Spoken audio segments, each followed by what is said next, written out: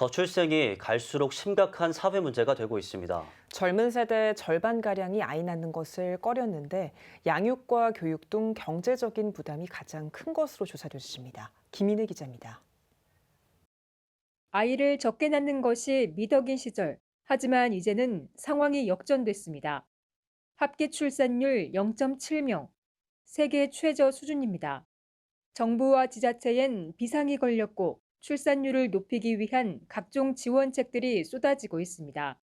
그러나 많은 지역의 출산율은 지난해보다 오히려 떨어졌습니다.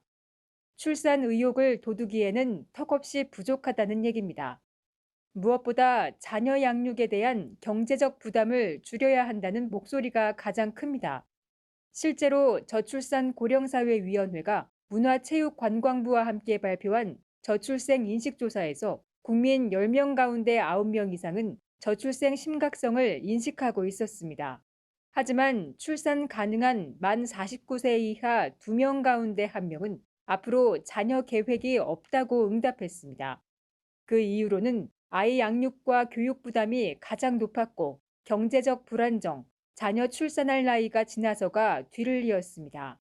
가장 효과가 높을 것으로 생각하는 저출생 해결 방안으로는 육아휴직, 근로시간 단축 등 일 육아 병행제도 확대, 돌봄 의료 서비스 등 사회 인프라 스트럭처 구축, 청년 고용 등 일자리 소득 확대 등이 꼽혔습니다.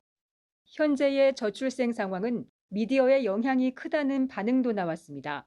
10명 가운데 8명은 방송과 SNS 등 미디어가 결혼과 출산에 영향을 미친다는 데 동의했습니다.